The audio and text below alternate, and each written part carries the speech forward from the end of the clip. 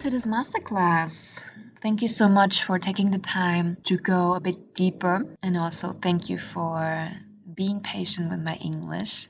Today we're gonna look at childhood trauma and how it caused the degeneration of civilization. In my opinion, it's super important for everyone to understand how covert childhood wounds lead to, for example, toxic relationships, promiscuity, sex and love obsession, also known as sex and love addiction, but I know a lot of people have resistance to that word in this context. Loss of moral values in general and blind trust in authorities that has been going on, especially in the last 2 years.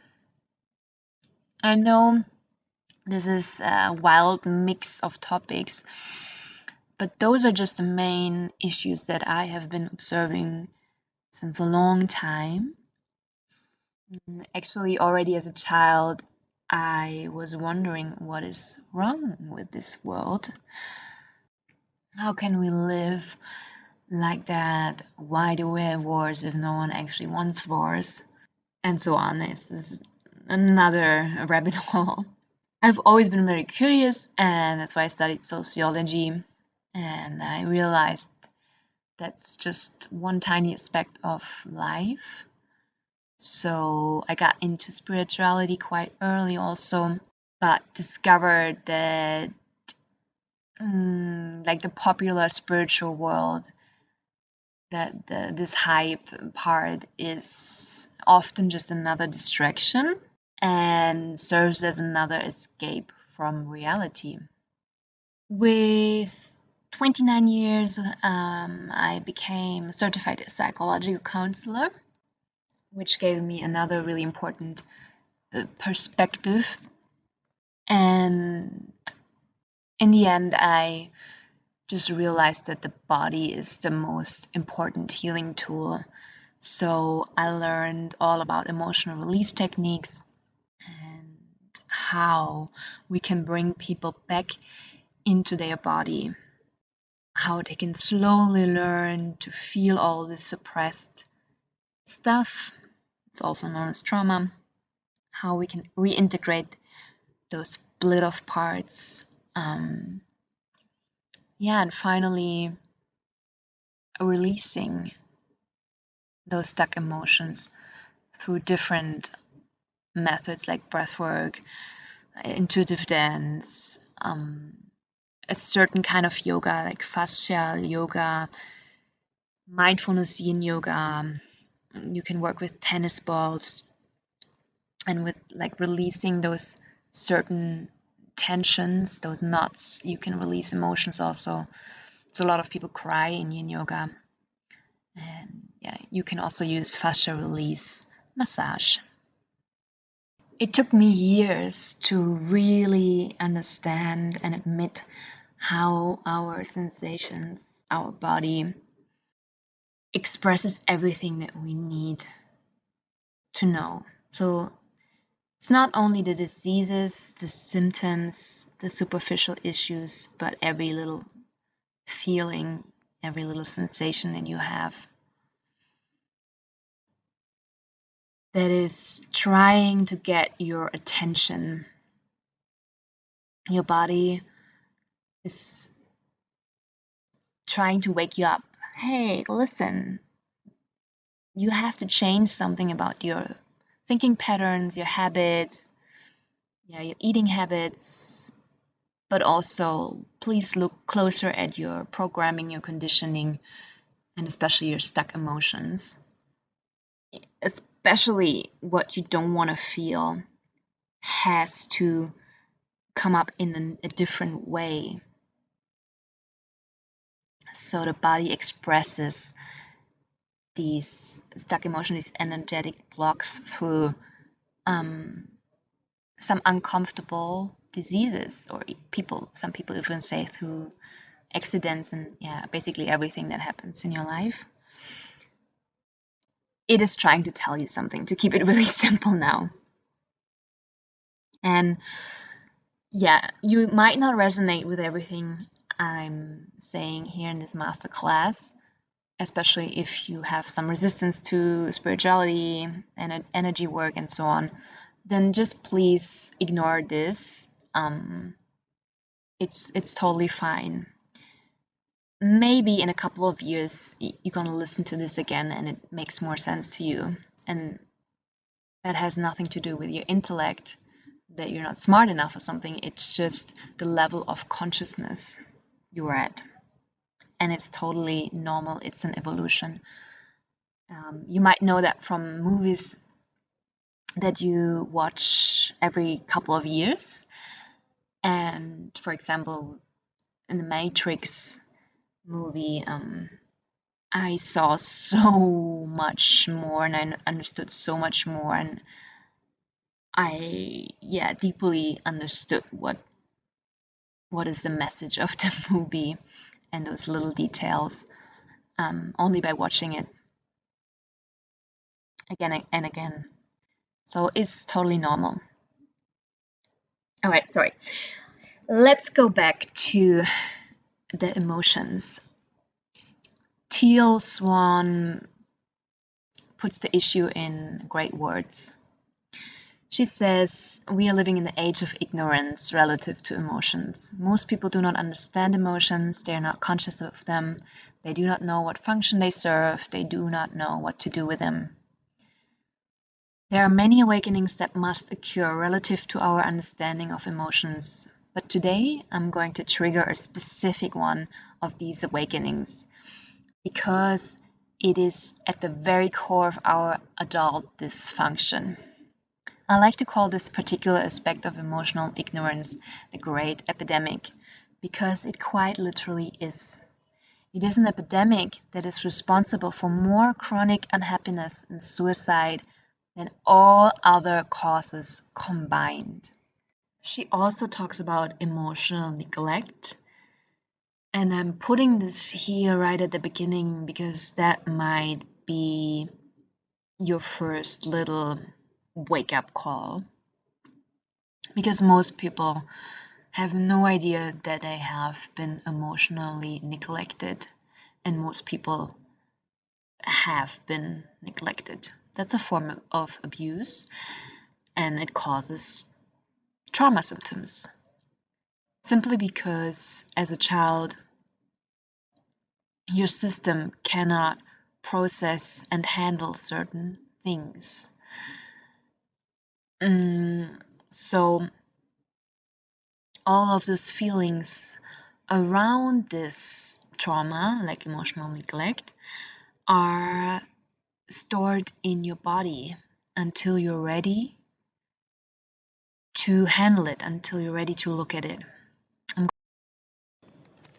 We're gonna look at this trauma topic and how it develops later. So Teal Swan says about emotional neglect. Instead of trauma caused by what is done, emotional neglect is trauma caused by what is not done. Keep in mind that the traditional expressions of emotional abuse can go hand in hand with emotional neglect. But a person can still emotionally neglect another person without overtly emotionally abusing them in the traditional sense. Emotional neglect begins in childhood, so childhood is where we shall begin. Before we begin or dive into even deeper, I want to send out a little warning. Please watch when and why you slip into denial, into self-defense mechanism, into rationalizing or minimizing your behavior. Because it most likely will happen. I watched this happening, and I learned you cannot call out people directly, especially if they have been traumatized, because they have already so much guilt and shame stored inside, and they already feel so unworthy. Also often because their parents have been highly critical. And it's the same for me.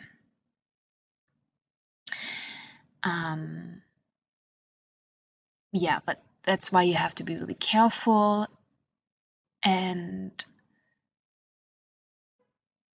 remind anyone that you're working with, and also reminding yourself, if you're watching that it's never your fault. You are always a good human, even if you did some questionable things, and you can always change. Compassion is everything. Understanding yourself and your childhood and what happened to you deeply will give you a lot of compassion, and that compassion is necessary for forgiving others and for forgiving yourself for all the things that you did as a response to your childhood traumas. It will give you so much peace. Yeah, and that's another reason why I'm so passionate about spreading this information to, help you gaining this compassion, and with that, a deep self-acceptance, a deep self-love. So what I want you to do is to reparent yourself, see things from a higher perspective, see all of those wounded parts as innocent little children that just played out the trauma that happened to them. And please remember, we all have been a victim of a twisted system. We all have been traumatized, even just by going to school. That's a whole another brainwashing system. But it's also important to realize it is our responsibility to heal deeply, authentically, and on all levels, so mind, body, and soul. We cannot just eat all the kale, the green juice, and do yoga, meditation. That's nice, that's a positive coping mechanism, but it is not the healing of the root cause. I was aware of a lot of my shadows for a lot of years, but even that is not enough, unfortunately. It took me a while and a lot of courage and a lot of preparing the body for the actual deep healing, because you need to be ready for all of these feelings that you will have to feel. There is no other way around. Heal it to feel it. But again, we're going into that later. I know this is a lot of information. Please pause anytime. Listen again. This is work of years, 15 years of research. Most of the things I'm telling you is not my own made up stuff.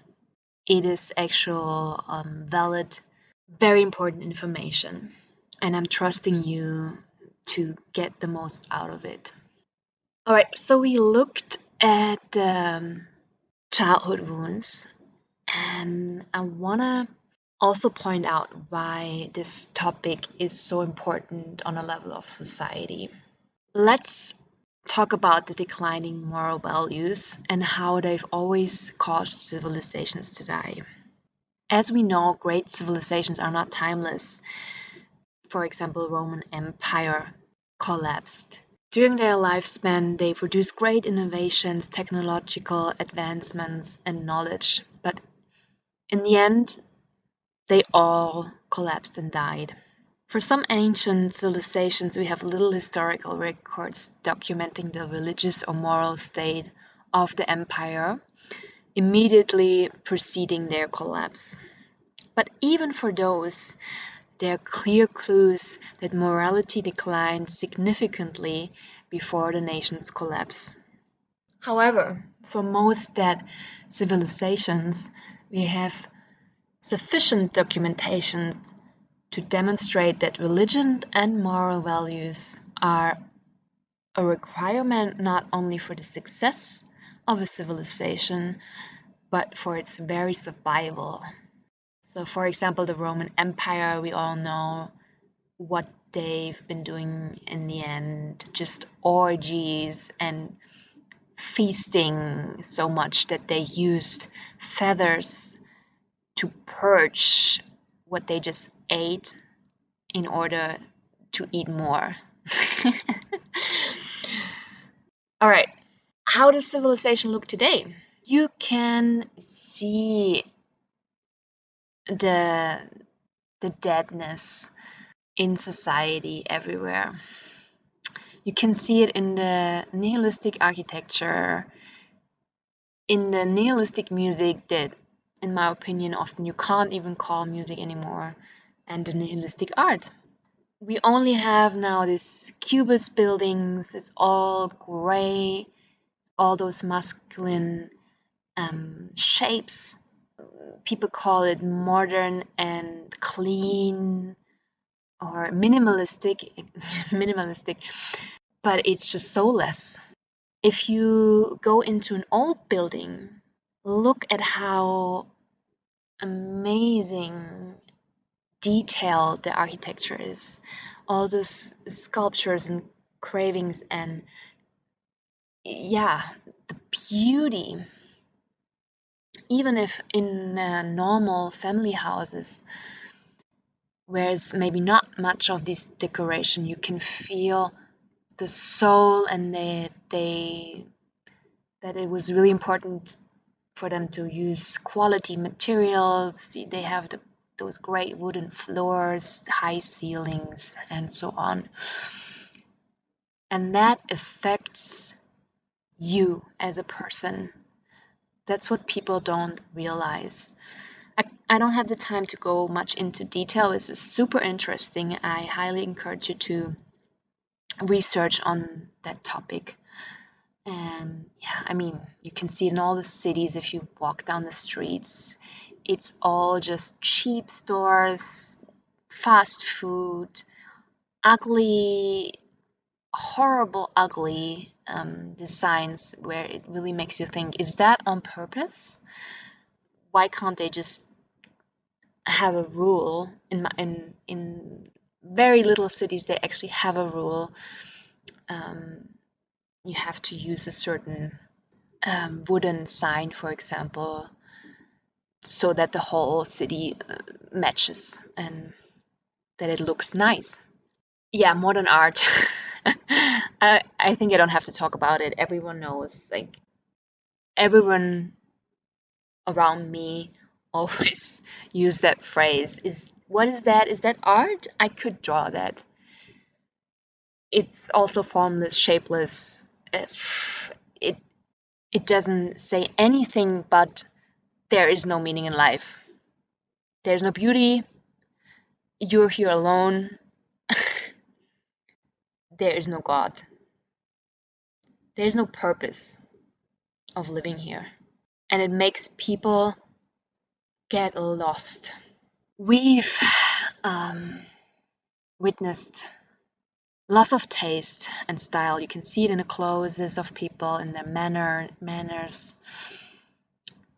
Compare it just simply to 100, 200 years ago. For example, men got up from the table. They stood up when a woman left the table. Can you imagine? But what does that show? How much respect and honor does that show towards women compared to today? How do men court today? Not at all. They swipe on Tinder. It's also fast food and so meaningless. Yeah, we have fake and synthetic food consumed on the run or in front of the TV alone. We lost traditional collective values like reliability, loyalty, real cohesion, devotion, courting, and so on. So even in the spiritual community, people are not able often to create deep, reliable connections. They say they want to be free and flowing, but I link that also to the loss of values, that those values are not any longer nourished by society. Parents don't teach their children. It's always, you can be everything you want. They put their children with 2 years old into Chinese classes, and the child has to be just super special and learn all these amazing skills so that it can be rich and successful. But doing something for society, for others, is not important anymore. All right, so this whole loss of values is also supported by the whole popular culture. In my opinion, and opinion of a lot of other people, we have been infiltrated, our culture has been infiltrated, corrupted, hijacked. Again, I don't want to go so much into detail here, just a quick overview, and you need to do your own research and come to your own terms. It has a lot to do with awakening, and I can't just throw it all in your face. So there's a covert collectivism and forced political conformity. We lost a lot of our individual freedoms and values, for example, through the pandemic, and people don't even care or realize. In my opinion, all areas of culture and society have been infiltrated. I know this sounds far-fetched for most people. If you want to talk about it, please reach out. I don't have the time now to explain everything, but the best example for this mix of pseudo-progressive political agendas, hijacked science that is now the new god, science and school medicine, traditional medicine, pharma is the god. It's unquestionable. And even spirituality, or at least New Age spirituality, plays along with these political agendas. And it's quite tricky because those young people think they are actually progressive and they are questioning the traditions and like being rebellious, and they feel like activists or whatever. But in reality, in my opinion, they just used, it's a false flag agenda, or you can also call it controlled opposition. We can discuss if that all happened on purpose, or if society just developed like that and it's really just a grassroots movement, like the hippie movement, where suddenly all these chemical drugs popped up. Anyways, it's a whole nother different story. My point is, see how well those areas, those agendas play together, play along, by observing those new values and those new belief systems. For example, women can work like men and sleep around like men is now totally accepted. And don't get me wrong, I've been there, I've done that. I also thought I was really independent, strong woman, did her thing and just had fun. And I can see now, after healing so much of my trauma, that that was just my wounds playing out and my ego on top that wanted more and more, that got a rush, a high from chasing men or getting attention. I didn't have sex with that many men, actually. That wasn't my thing. I got more high from the potential. We're gonna talk about that in a second, actually. But it's a part of sex addiction, just getting high from the possibilities and from going on parties and flirting and so on. So once I realized what I'm doing after, stepping into spiritual practices, yoga, meditation, and so on, I developed more a love addiction. So I then was really focused on one person. So the point is, there's no shame around it. We've all done that to some degree. It's really just about being so fucking honest with yourself. The spiritual path is humbling. It's, first and foremost, painful truth, and just really you have to look into the mirror. And there is also normal that a lot of shame and a lot of denial will come up around these topics, but it's a process. Anyways, so this belief that women can sleep around like men took over, and what we see now is a bunch of women that completely forgot. They don't even know it ever existed. They completely forgot that their womb is so sacred, so powerful, and that with each sexual intercourse they are creating, you can say it like hormonal bonds. I mean, that's proven. Especially women are then getting attached to their sexual partner. I had that often. I was like, I don't even like that guy. I don't like his personality, but he's in my head all day. You can say hormonal bonding or energetical bonding. You can also explain that in a spiritual term. Basically, there are cords woven between the people that had sex. You can't have casual sex, basically. And also the women, as a receiving part, takes in a lot of stuff. You are exchanging energy. And I would like to add something to this, because I know a lot of women or people are gonna be a bit pissed now. Like, how can she say that about women? This is so backwards. They were fighting so much for women's rights and so on. Let me explain something. There is a typical process in healing.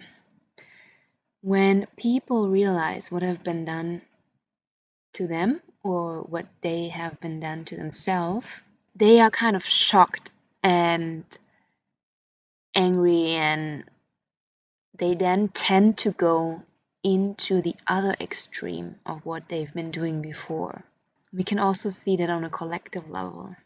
Now, for example, new spirituality is being debunked, and people now go into the other extreme and being really radical about Christianity and traditions, and that like even tarot reading and astrology and all this is evil. And we also see that in the women's movement. So they've been raging in the 60s and 70s. They burned their bras, and feminism was born where there was really a lot of hatred against the white old man. And maybe, yes, that was necessary, because there was a lot of suppression in some senses, that women couldn't vote, and they were shamed if a divorce happened or something. They were so dependent on men, and I still see that happening here on Bali. If like a traditional system gets too rigid, that also causes problem. So we have here in Bali all this homeless women with kids because they are kind of excluded from society just because they had to leave their abusive man. They had to get a divorce or something. So it's kind of normal to go into the other extreme, maybe even necessary to really break some old rules. But now I think it's time that we find our balance again. Women as an individual need to find balance, men need to find balance, and then on a collective, of course, as well, so that we can create holy unions again. Now we have every second marriage being divorced, and cities like Berlin, every, I don't know, second person is living alone, single. There's something, yeah, out of balance, in my opinion. I think that imbalance was created by this gap between man and woman that just got bigger and bigger. Men lost a little bit their purpose or place. I feel like women are so hyper independent now, and they're just focusing on careers. They don't need the man to provide anymore. And also there's no war, no country to defend. Plus they are sitting in front of a computer 8 hours a day in a box somewhere in the city away from nature. So they can't even use their body, and create stuff with their hands. So we as women should not really complain now that there's so many men that don't want to commit. They never had to really grow up. They never felt the need to grow up and really be there for something or someone. So of course they just play around and let desires take over by hanging more on Tinder and staying bachelor, basically. It has to happen on both sides. The work has to happen on both sides. And if women wake up with 35 and suddenly realize they want a family and a committed man, well, it's gonna be a bit tougher, of course, because your focus was somewhere else all your life. And you can also explain all of this on an energetic level. This might not be chewable for everyone, I know.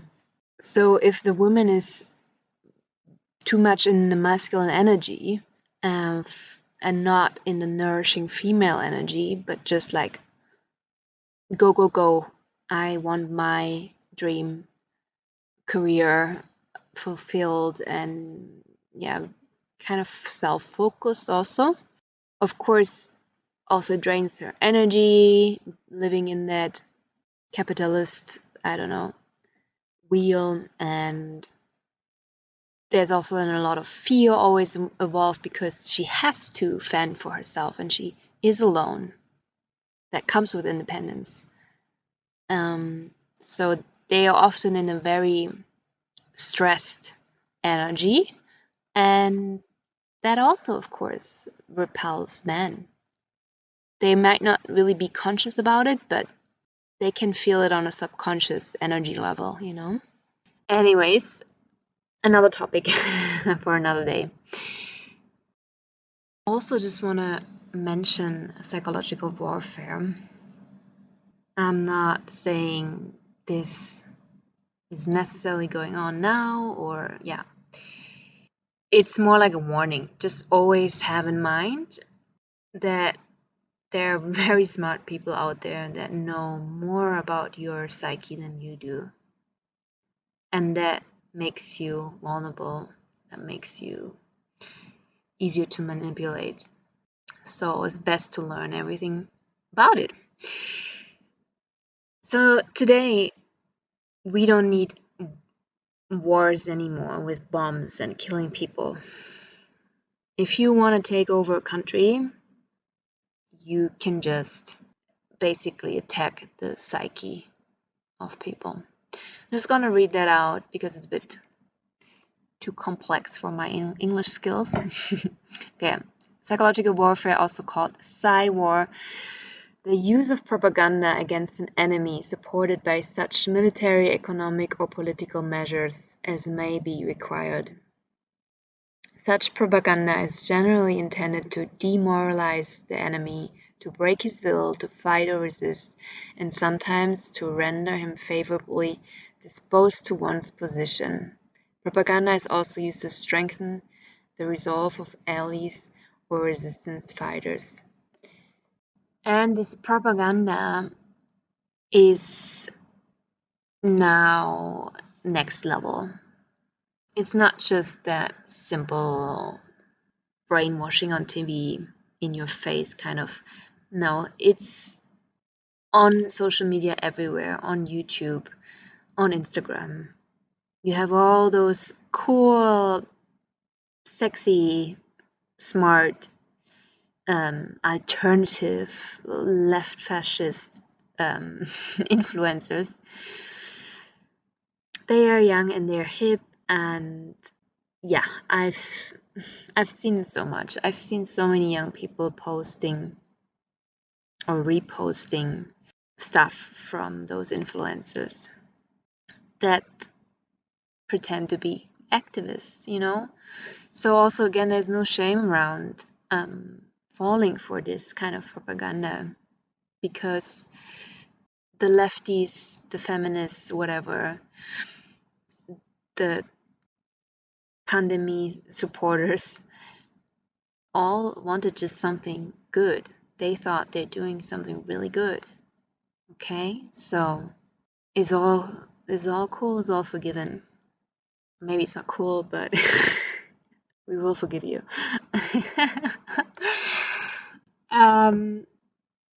Someday. Maybe. I'm just kidding. Okay, let's go back. What else? We have a war on masculine and feminine principles and virtues. I recommend to watch that video on YouTube, The War on Masculine and Feminine. It's very interesting how we lost all of our idols and placed them by sex dolls, Barbies, by man-child that have nothing else in mind than scoring, yeah, having another woman each night, basically. You can see that so obviously in the pop culture. For example, it started with Friends, and then it got even more aggressive in How I Met Your Mother. By the way, if you watch Friends, I challenge you to name the I don't want to say diseases, like the disorders of all of the friends. You can easily probably spot the sex addict, for example, or yeah, the chaser, and so on. Anyways, nowadays you can be any gender or no gender, anything goes.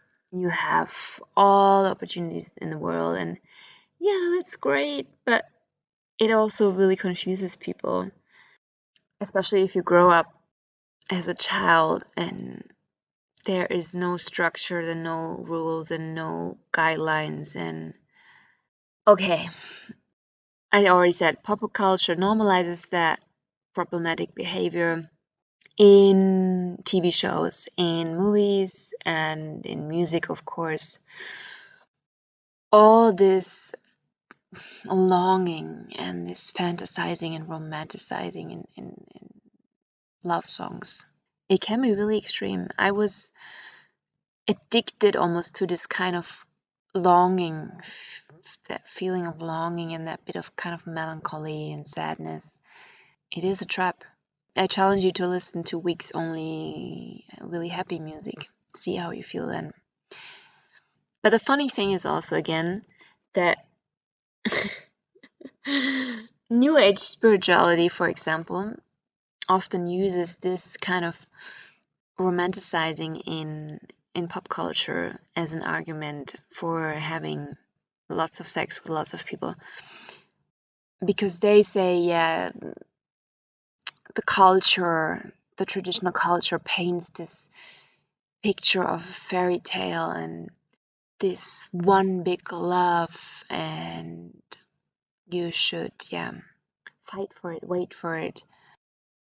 Yeah, also this kind of savior fantasies that if you finally get your Prince Charming and he finds you and saves you, then you're gonna be happy. And yes, that's partly true, but we don't want to heal that cultural pattern by going into the other extreme and saying that's all complete bullshit and people are not made for monogamy and it's more natural to just have sex in front of all the people and whatever. It's like, I see that also very often in general, that there is two extremes that fight against each other, and it's often installed on purpose, like far left and against far right, and it's a strategy, divide and conquer, again splitting really the population in two halves or more, that destabilizes a country. To learn more about this topic, I highly recommend to watch Mass Psychosis, How an Entire Population Becomes Mentally Ill on YouTube. It is quite short and just mind-blowing. One of my favorite quotes from this video is, "Totalitarianism is man's escape from the fearful realities of life into the virtual womb of the leaders. The individual's actions are directed from this womb, from the inner sanctum. Man need no longer assume responsibility for his own life. The order and logic of the prenatal world reign. There is peace and silence, the peace of utter submission." Another great quote from the book Psychology of the Masses by Le Bon. It's a classic. "The masses have never thirsted after truth. They turn aside from evidence that is not to their taste, preferring to deify error, if error seduce them. Whoever can supply them with illusions is easily their master. Whoever attempts to destroy their illusions is always their victim." If you have done some inner work, maybe even liberated yourself on some levels, you have been asking yourself probably, why are people so blind to their cage, to the obvious realities of this world? It's because it makes them feel safe, of course. What they know is safe, and even if you give them a tiny bit of alternative information, it shakes their reality. It endangers the whole belief system. And if you bring them to a point where they have to question their everyday reality and what they're doing every day, you also basically attack their identity. Their whole identity is built around school. Oh, I have a great university degree and now I have a great job. People accept this reality. Of course, you have to program them and traumatize them from an early age. It's not just the school system.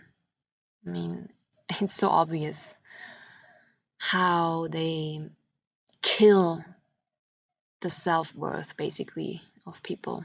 You're only good and of value if you have good degrees, if you obey. And it's also, really childhood trauma that happens more in families. Your school tells you basically you're not worthy for just being here, being alive. You have to deliver some stuff. You have to be productive. And then also this belief gets enforced in your family because maybe your mother is working full time and she gave you to a nanny when you were a small baby. Your parents don't have much time, they work all day, and everything, you need is not so important, all sharing feelings and this kind of stuff. So this leads to unconscious, deep-seated feelings of shame, guilt, anger, betrayal, unworthiness, and so on. Okay, so each of these micro assaults or emotional traumatizations have a bunch of emotions or bring a bunch of emotions with them that you can't handle as a child. So it all gets stored inside of your body. It's always there subconsciously, so we need to distract ourselves from those feelings. And also we love to project them on someone else or a group of people. That's also how governments are able to attack other countries, because they make a whole collective project their shadows on another civilization. And that's great. So we don't have to feel all our shit and we don't have to own them, so we don't have to deal with them. Another thing is that we are really afraid of being excluded from our peer group, from society. So a lot of lefties, for example, think they are outside of the mainstream society. They're really alternative, rebellious, whatever. But in reality, they submit now to their alternative scene, to a new group, basically. A smaller group maybe, but still the fear is there also for hippies that I think they are very free. All right, so we are also afraid of being abandoned in general because, of course, it's a natural survival instinct, so there's no shame around it. Humans only survived in social constructs, groups, and also most of us did not get the emotional attention we needed from our parents, from our peer groups as children, as I mentioned before. So people keep their alternative opinion to themselves and to comply to whatever group they are in, basically. Let's look a little bit closer at that. As mentioned, lots of people were abandoned as babies because, among other things, a pseudo-progressive agenda brainwashed women into working like a man. And don't get me wrong, I'm not saying women shouldn't work at all, but there is a certain flow, and I would say just a couple of hours of work, for example, and just more feminine work.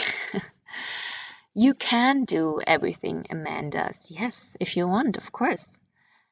But ask yourself why we see now so many people in burnout. So you're literally draining your kidney energy, your adrenals, by being too much in the yang energy, the masculine energy. And then people go in the evening to a vinyasa class, which is just another masculine practice, and they're not really nourishing their female yin energy. Also men, of course, it's the same for men. It's great for the state, it brings more taxes, of course, if women also work, and it creates intense bonding trauma for humans. That's why we now have so many people who are incapable of finding love or fully committing to real close relationships. Only superficial nonsense and keeping many options open feels safe for the nervous system. Even if you are craving deeper connections, that's really important to understand. But we're gonna dive into that later, and it's also more a part of the healing course, how to heal all of those childhood wounds. In the long run, all of this destroys the very foundations of society, the family, the holy union, real cohesion, reliability, loyalty, trust. So people are basically isolated. Most people feel lonely in cities, at least deep down, and also that makes you easier to control and manipulate because we are strong as a collective, and by being together and supporting each other, talking about issues on an individual but also on a collective level. It goes so deep. There's so much to say about that, but I gave you now some nuggets, and you can draw your own conclusions about that whole topic, yeah? As I said, in my opinion, there is an infiltration on all levels happening. So also spirituality has been infiltrated. For a lot of people, that's like a safe haven, and they escape society or escape the matrix just to end up in another matrix, basically. New Age spirituality from the 60s, or it has its roots in the 60s, which, like the hippie movement, has its roots in the Beat Generation. That was just all about drugs and completely destroying all moral values. So that movement spreads a lot of empty phrases, wisdom that is taken out of context and that skips important learning steps. Also, all this wisdom has not yet been embodied most of the time. So, for example, these kind of phrases go like, all is love and light, don't judge, bonding with only one person is just attachment, it's your ego, it inflates your ego, there's no right and wrong, and so on. So basically, it allows them to do whatever they want without any consequences, as long as it's under the name of love and freedom. I know that sounds now really harsh.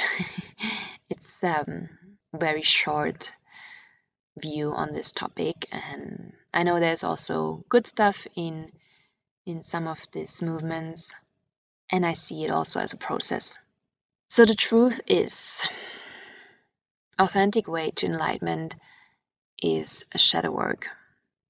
We only become whole by honest self-inquiry and radical acceptance of all our feelings, of all that which is inside of us. See, the duality and the darkness of this world is not here by accident. It is here for you to experience and learn some important lessons that will give your soul a lot of growth.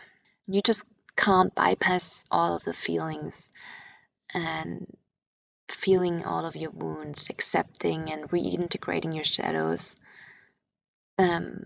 through a hedonistic lifestyle, and by knowing that all is love and light. Yeah, we come from love and light, and yeah, up there in the higher realms is no judgment. It's all true, but it's like a video game. There are certain levels, and we have to go, unfortunately, through all the levels.